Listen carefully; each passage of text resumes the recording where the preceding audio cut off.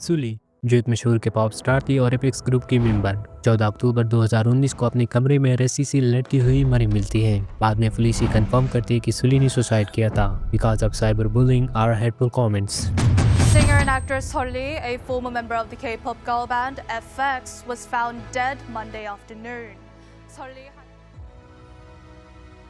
के pop star करोड़ों में कमाते हैं, जिससे आपको भी लग रहा होगा कि इनकी जिंदगी कितनी ही लग्जरियस होगी, but it's not the true in all of the case. एक दूसरे के पॉप स्टार ग्रेसी ग्रेस ने अपनी यूट्यूब वीडियो में ये रिवील किया था कि अपने डेब्यू के 3 साल तक उसकी कमाई बिल्कुल जीरो थी, बिकॉज आप वो जो कमाती थी उसका 70 से 90% तक का हिस्सा एजेंसीज रख लेती थी और बाकी का 5-10% हिस्सा पूरी ग्रुप में डिस्ट्रीब्यूट किया जाता था। इन आइडल्स को एजेंसी स्कूल कंट्रोल करती है, ये क्या खाएंगे, क्या पहनेंगे, इवन यहाँ तक कि इनको पब्लिकली डेट करना भी अलाउड नहीं है, और ये सब एजेंसीज कर पाती है स्लेव कॉन्ट्रैक्ट से। अब ये स्लेव कॉन्ट्रैक्ट क्या है आगे वीडियो में समझेंगे। K-pop की कहानी शुरू से ही, सो लेट्स गो।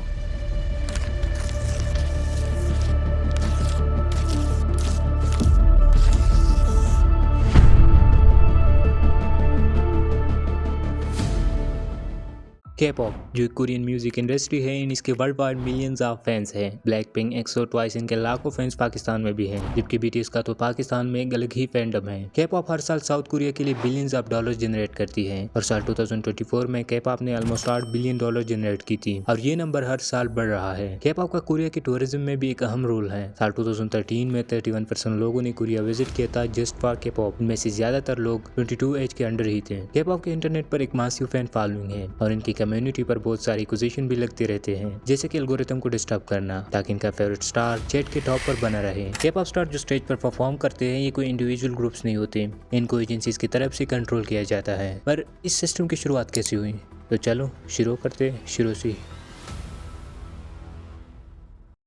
कोरिया में पॉप कल्चर बहुत ही पुराना है और इसकी शुरुआत आज से 75 साल पहले किम सिस्टर्स ने की थी। ये कोरियन आर्टिस्ट है जिन्हें इंग्लिश में बोलना या इंग्लिश में गाना नहीं आता था, लेकिन फिर भी इन्होंने यूएस में अमेरिकन पॉप म्यूजिक पर परफॉर्म किया और इन्हें उस टाइम पर अमेरिका में काफी सक्सेस भी मिली। फिर आता है साल 1990, जब सिउताइजी और उसकी ग्रुप ने मिलकर कोरियन पॉप म्यूजिक में रिवोल्यूशन लाई by merging hip with hip hop, और यहाँ से K-pop की शुरुआत हुई। साल 1993 में एक फिल्म आई थी जुरासिक पार्क, जो उस टाइम पर बहुत ही फेमस हुई थी और इसने वर्ल्ड वाइड $914 मिलियन की बॉक्स ऑफिस कलेक्शन की थी। और इसके बारे में South Korean presidential advisor board on science and technology ने एक रिपोर्ट प्रेसिडेंट को सबमिट की, जिसमें उसने लिखा था कि देखो, इस एक फिल्म ने इतना पैसा कमाया जितना हम 15 लाख होंडा गाड़ियां बेचकर कमाते हैं। इसके बाद सरकार ने सारे बैंड्स हटाए।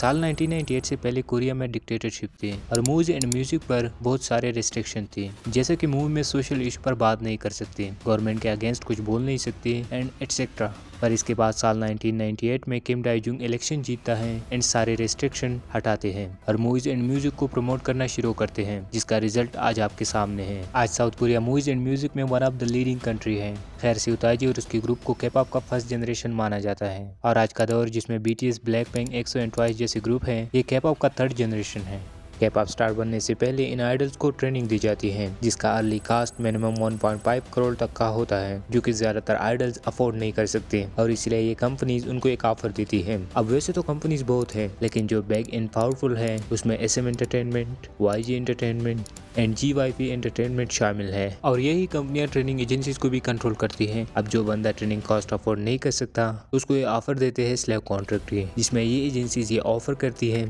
कि ठीक है, अगर आपके पास पैसे नहीं है तो अभी मत दे, लेकिन अगर कल को आप एक बड़े स्टार बने तो आपको इंटरेस्ट के साथ रिपे करना होगा। सुनने में कितना सिंपल है कि चलो दोनों का 50-50, लेकिन हकीकत इससे बहुत ही बदतर है। इस कॉन्ट्रैक्ट के जरिए ये कंपनीज इन आइडल्स के लाइफ पर पूरा कंट्रोल हासिल कर लेते हैं। ये क्या खाएंगे, क्या पहनेंगे और इनका लव लाइफ क्या होगा, इस पर एजेंसीज के पास पूरा कंट्रोल आ जाता है। ये कॉन्ट्रैक्ट मिनिमम 7 सालों तक चलता है, जिसमें ये एजेंसीज आइडल्स की कमाई से 70 से 95% तक का कट रख लेते हैं। और इसी पर साल 2009 में TVXQ के 3 मेंबर्स ने SM एंटरटेनमेंट पर केस किया कि कॉन्ट्रैक्ट का टाइम 13 साल बहुत ही ज्यादा है और इसी कंपनी ने बढ़ाया है बिना इनकी परमिशन के, जिसके बाद कोर्ट इनके हक में फैसला सुनाता है और कॉन्ट्रैक्ट का मैक्सिमम टाइम 7 साल रख लेते हैं। अब आइए समझते हैं कि आखिर इस ट्रेनिंग में ऐसा क्या होता है कि जो इतना एक्सपेंसिव है।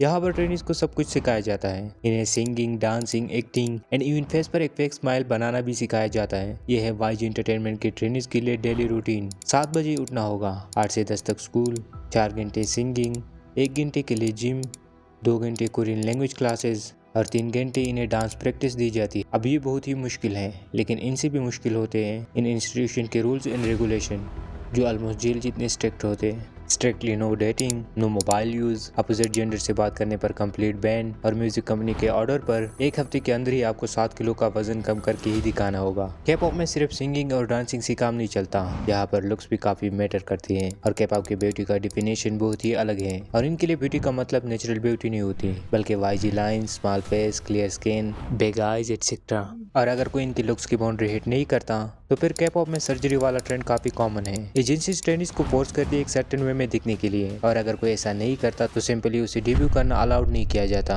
और आपने नोटिस किया होगा कि K-pop आइडल्स दिखने में एकदम परफेक्ट होते हैं और इनकी बॉडी स्लिम होती है। इस बॉडी शेप को हासिल करने के लिए इनको एक ब्रूटल वेट कट से गुजरना पड़ता है। K-pop में गर्ल्स के लिए वेट फार्मूला कुछ यूँ है कि अगर पाकिस्तान में किसी लड़की का हाइट 162 सेंटीमीटर है तो उससे 120 माइनस करो, जो बाकी बचा वो आइडल वेट। एक K-pop स्टार आईवी ने रिवील किया था कि जब वो डाइटिंग पर थी तो सिर्फ दिन का 1 सेब और 2 स्वीट पोटैटो खाती थी, जिससे उसने 4 दिन में 4 किलो का वजन कम कर लिया था। इसी तरह एक और K-pop स्टार एली ने 1 महीने के अंदर 10 किलो वजन कम किया था, just by eating less than 500 calories.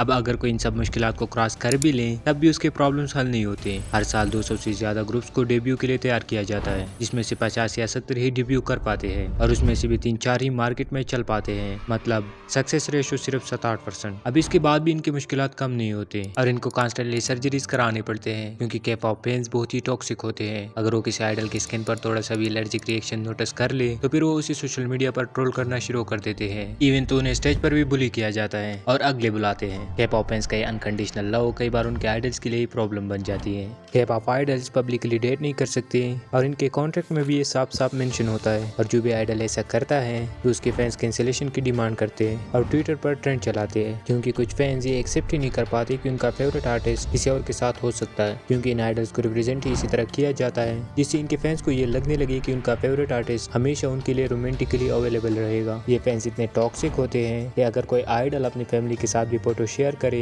तो उनको वो भी पसंद नहीं आता। सुली FX ग्रुप की मेंबर थी जिसने पब्लिकली ये रिवील किया था कि वो डेट कर रही है डायनेमिक रैपर चोइजा को, जिसके बाद उसके फैंस ने उसे इतना ट्रोल किया कि आखिर में उसने अपनी जान ही ले ली। और वो सिर्फ अकेले K-pop स्टार नहीं थी जिसके साथ ऐसा हुआ था। जोंगिन इनको हरानी भी सुसाइड किया था साइबर बुलिंग की वजह से। इसी तरह ज्यादातर स्टार जो पब्लिकली डेट करते हैं उनको एजेंसीज भी ड्रॉप करती है, और ऐसा हुआ था हाइना एंड डाउन के साथ, जिन्होंने पब्लिकली ये रिवील किया था कि वो एक दूसरे को डेट कर रही है, जिसके बाद फैंस ने इनको इतना हेट कि आखिर में एजेंसी ने ही दोनों को ड्रॉप कर दिया।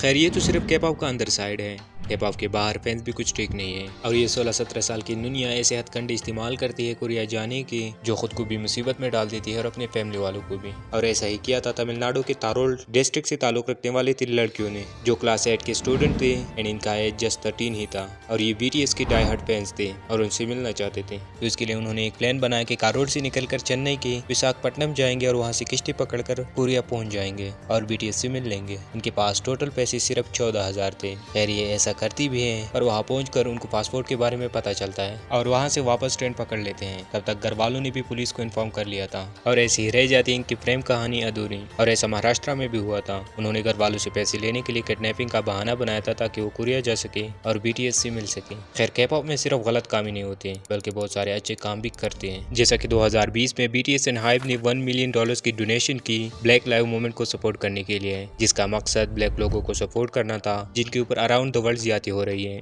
इसी तरह BTS आर्मी ने भी $1 मिलियन डोनेशन इकट्ठा की थी in just 24 hours to support Live Nation. K-pop में ऑलमोस्ट 17,000 लोग जॉब करते हैं, जो कि बहुत ही बड़ा नंबर है। खैर आपको क्या लगता है इस बारे में, हमें कमेंट करके जरूर बताएं, और आप K-pop में किसको पसंद करते हैं उसका नाम कमेंट सेक्शन में लिख लेना। और अगर वीडियो पसंद आई है तो प्लीज लाइक एंड सब्सक्राइब करना मत भूलना। फिर मिलेंगे नेक्स्ट वीडियो में। Good bye.